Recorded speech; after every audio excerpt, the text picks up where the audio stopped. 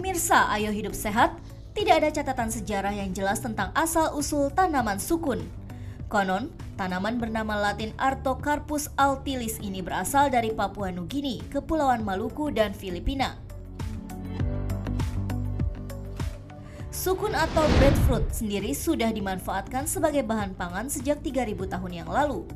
Catatan sejarah penyebaran tanaman tersebut baru terdokumentasi pada era kolonialisme atau tepatnya abad ke-18.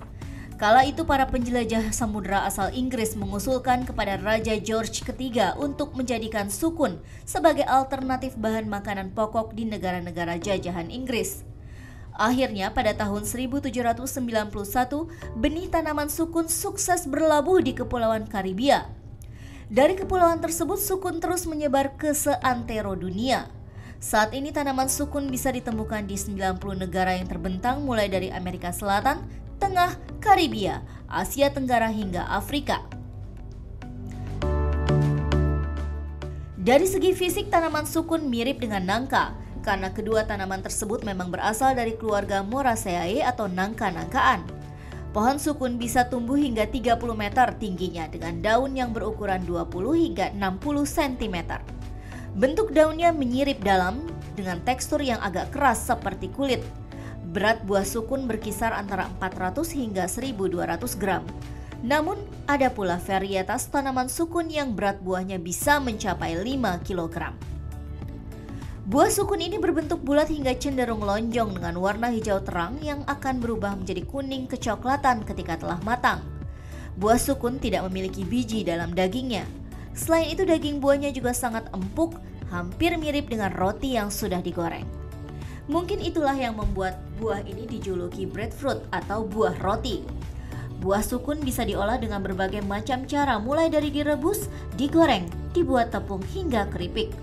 Tapi bukan buahnya saja yang bermanfaat. Konon katanya bunga jantan tanaman sukun yang telah kering dapat dimanfaatkan sebagai obat nyamuk. Selain itu, rebusan daun sukun juga kabarnya berkhasiat ampuh mengobati penyakit kuning atau hepatitis. Benarkah demikian?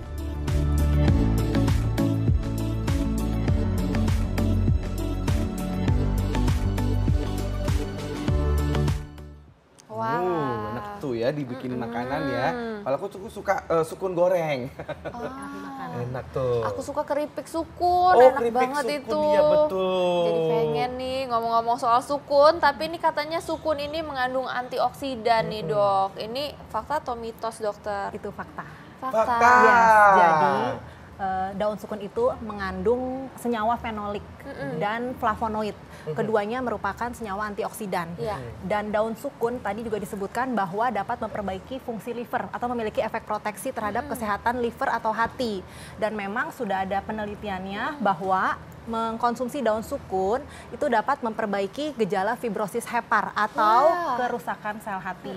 Tapi ujinya pada hewan coba. Namun terkait kandungan antioksidan memang ada pada daun sukun. Nah itu kalau misalnya kita kan suka konsumsinya berbeda-beda nih. Mungkin ada yang suka yang digoreng, ada yang dikukus atau direbus. Itu enaknya diapain itu bagusnya ada manfaatnya gitu. Kalau di penelitian-penelitian yang memang membuktikan adanya kandungan antioksidan daripada daun sukun itu dibikin ekstrak. Jadi nggak ada yang digoreng atau dibikin keripik atau seperti yang tadi Mas Indra katakan dimakan buahnya, itu nggak ada. Penelitian nggak ada yang menyatakan bahwa mengkonsumsi daun sukun atau keripik daun sukun atau daging daun sukun yang daging sukun yang digoreng itu bermanfaat sebagai antioksidan, tidak. Sayang sekali. Yes, dan antioksidan juga pada dasarnya akan rusak kalau dipanaskan kan. Nah, jadi kalau misalnya Mas Indra mau mengharapkan dapat antioksidan dari buah sukun terus digoreng, dengan digoreng aja antioksidannya sudah rusak. Hilang, betul. Nah, berikut ini nih dok, tadi kan sempat kita bertanya ya, sempat sebelumnya. Tadi itu ya. Nah, itu mengkonsumsi daun sukun dapat mencegah timbulnya yang namanya sel kanker. Itu fakta atau mitos? Mitos. Mitos. Walaupun dia udah antioksidan dok? Yes, karena gini, kalau mencegah pembentukan sel kanker pada manusia, mitos Mas Indra. Tetapi kalau mencegah pembentukan sel kanker di laboratorium, fakta. Jadi sudah ada ujinya dengan menggunakan sel kanker jenis tertentu, itu sel kanker payudara. Dan memang terdapat penghambatan pembentukan sel kanker. Tapi yang perlu diingat kita nih, tubuh manusia kan terdiri dari berbagai jenis sel, tidak hanya sel kanker saja atau sel jenis tertentu. Jadi mengkonsumsi daun sukun untuk mendapatkan manfaat mencegah kanker itu masih jauh karena ada interaksi antara satu sel dengan sel lain. Penelitian hanya menggunakan satu sel. Tubuh kita terdiri dari berjuta-juta sel. Oke, ya mungkin ini belum bisa ya dok ya kalau Belum misalnya bisa untuk saat kanker ini. Tapi di masa mendatang. Siapa tahu ya dok. Betul, karena sekarang aja sudah terbukti bahwa daun sukun mengandung antioksidan. Tapi nih dok, selain kanker nih masyarakat juga percaya bahwa daun sukun ini dapat mengobati asam urat dok. Ini fakta atau mitos? Mitos kalau mengobati asam urat. Soalnya kan banyak dok itu yang mempercayai itu sih dok. Betul, Soalnya. karena banyak yang mempercayai, maka peneliti banyak melakukan penelitian, tapi pada hewan coba, termasuk yang asam urat. Iya. Benar, pada tikus yang dapat ekstrak daun sukun itu terdapat penurunan level atau kadar asam urat dalam darah. Pada tikus yang menjadi hewan coba. Nah, tapi pada manusia saat ini belum ada tuh yang melakukan uji pada manusia. Jadi kalau mau mengkonsumsi daun sukun buat menurunkan kadar asam urat pada manusia saat ini kan masih belum bisa. Karena kita belum tahu dosisnya berapa. Terus kalau daun sukun yang pada umumnya dikonsumsi dengan cara digodok, apakah manfaatnya akan sama dengan pada penelitian yang dibuat ekstrak gitu. Jadi masih panjang prosesnya mau menjadikan daun sukun sebagai obat penurun asam urat. Duh, mudah-mudahan ini jawaban yang berikut ini agak beda ya. Kalau tadi asam urat kan yang mitos. Nah, kalau ngobatin diabetes gimana, dok? Fakta atau mitos? Ngarepnya sih fakta ya, Mas ya. Fakta? Ngarepnya. Harusnya fakta. Tapi pada kenyataannya mitos, Mas Oh, Indra. mitos. Itu dia tadi ya, seperti penjelasan yang panjang tadi bahwa masih sama. Masih sama. Jadi karena manfaat daun sukun tuh sudah terkenal di masyarakat yang seperti Mas Indra dan dokter bilang. Jadi orang tuh senang melakukan penelitian terkait manfaat daun sukun, termasuk untuk kolesterol, menurunkan kolesterol, terus tata laksana penyakit jantung, diabetes atau kencing manis, hipertensi, tapi semuanya saat ini masih pada hewan coba. Next, di masa mendatang akan dilanjutkan pada umumnya ke manusia supaya kita tahu zat aktif yang ada di daun sukun sampai dia bisa mengobati atau menurunkan kadar gula darah itu apa gitu. Nah, saat ini belum sampai ke situ. Belum ada ya dok. Betul. Ya. Oke, ini masih ada mitos atau fakta selanjutnya nih dok. Katanya daun sukun ini berkhasiat sebagai zat anti radang. Fakta atau mitos? Fakta. Fakta. Kalau sebagai akhirnya. anti radang. Anti radang. Jadi itu dikonsumsi, bisa dikonsumsi. Pada manusia nih, dok. penelitiannya pada hewan sebagai anti radang kan. Iya. Anti radang memang terbukti bahwa daun sukun dapat menghambat proses peradangan dengan menghambat migrasi leukosit. Leukosit itu adalah sel darah putih yang berperan pada proses peradangan. Nah, tapi penelitiannya belum pada manusia. Kalau bermanfaat sebagai anti radang, yes. Tapi kalau manusia yang mengalami penyakit peradangan mau mengkonsumsi daun sukun dengan berharap dapat efek sebagai anti peradangan, saat ini tentunya masih dipertanyakan. Oh gitu. Nah, dok, ini ada lagi nih buah-buah lain yang tentunya punya manfaat dan vitamin yang lain ya. Seperti apa liputan? Tapi sebelumnya kita ucapin terima kasih dulu ya, dok. Oh, belum ya, dok ya? Belum. Masih baru nama kita dulu ya, dok? Tipsnya belum. Oh iya, betul sekali. Kita lihat dulu aja. Ini berikut ini adalah buah-buahan yang punya vitamin-vitamin lainnya. Vitamin A khususnya. Ini dia.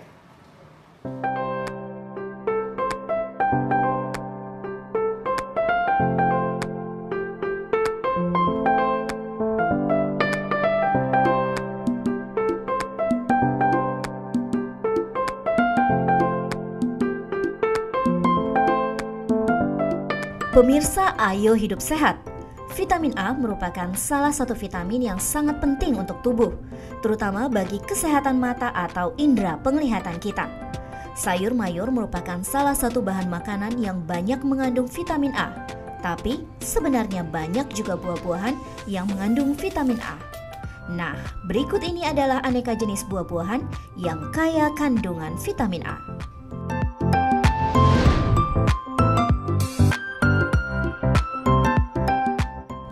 Yang kelima adalah jambu biji. Buah yang aslinya berasal dari Brazil ini masuk ke Indonesia lewat Thailand. Buah ini sangat enak dimakan langsung ataupun dibuat jus. Selain rendah kalori dan mengenyangkan, jambu biji juga mengandung vitamin A yang cukup tinggi, yaitu sebesar 624 international unit per 100 gramnya.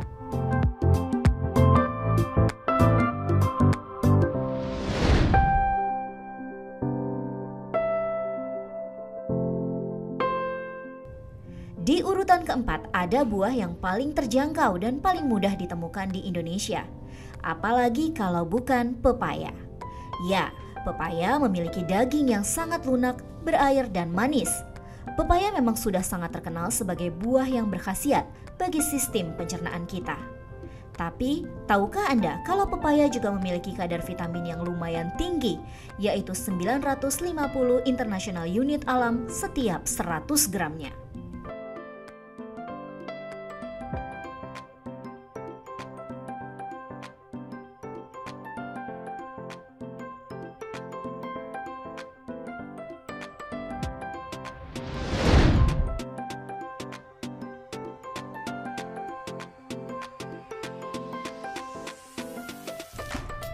Selanjutnya di urutan ketiga ada mangga.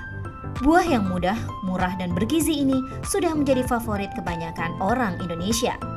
Mangga bisa dimakan langsung, di jus, bahkan dirujak. Buah yang enak dikonsumsi di skala musim ini ternyata juga kaya akan vitamin A. Dalam 100 gram buah mangga terkandung 1082 international unit vitamin A. Sayangnya, mangga memiliki kadar gula yang tinggi. Jadi, jangan sampai dikonsumsi berlebihan ya pemirsa.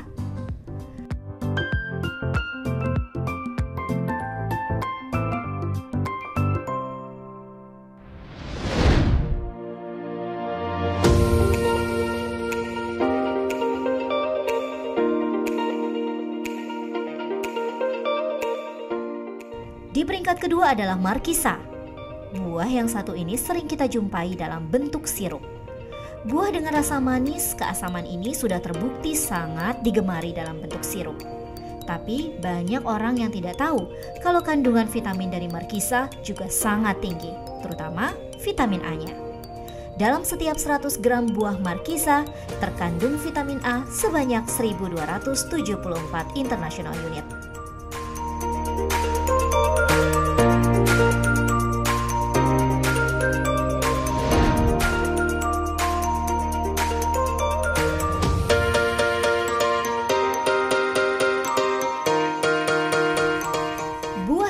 Ranking pertama sebagai buah dengan kandungan vitamin A tertinggi adalah melon. Buah yang mudah ditemui di pasar tradisional atau supermarket ini memiliki daging yang lembut, manis, dan berair, sehingga terasa sangat nikmat dan segar di mulut. Tapi tahukah Anda kalau melon merupakan buah dengan kandungan vitamin A tertinggi? Dalam tiap 100 gram buah melon yang kita konsumsi, maka kita akan mendapatkan 3.382 international unit vitamin A. Jadi, tunggu apa lagi pemirsa? Ayo makan buah sekarang.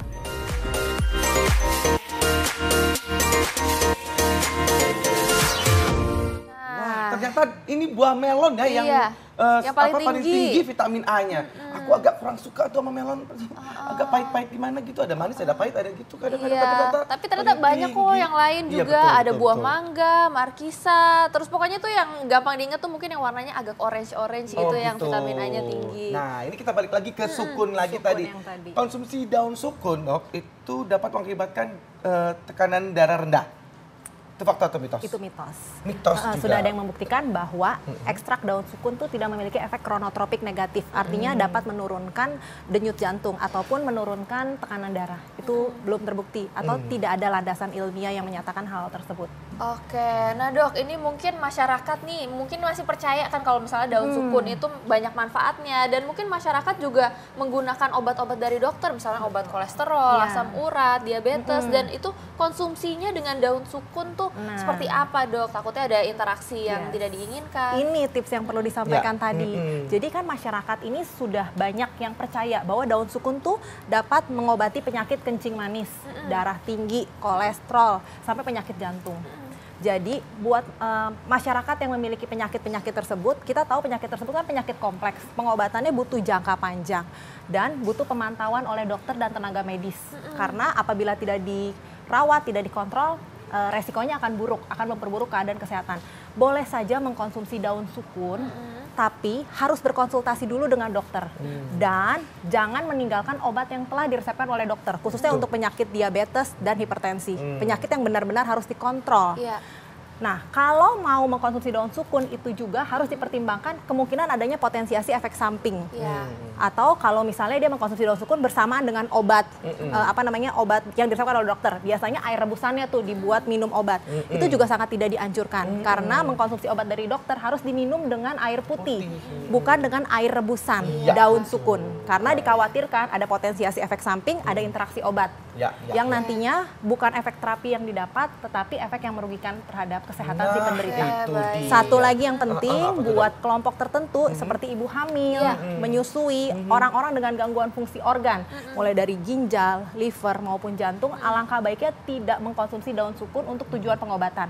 Karena sampai saat ini belum ada bukti ilmiah yang menyatakan bahwa daun sukun tuh aman dikonsumsi oleh kelompok tersebut, terutama ibu hamil dan menyusui. Baik, Dok. Wah. Berarti harus hati-hati ya ini ya. Betul. Sampai sejelas-jelas itu ya, hati-hati ya. Terima kasih banyak Terima ya, kasih Dok. banyak ya, Dok. Apalagi mau cari buat obat ya daun sukun tersebut ya. betul Jadi hati-hati sekali. banget. Ini kan lagi hujan-hujan begini nih ya. Kita main hujan-hujanan seru kali ya, Dok ya.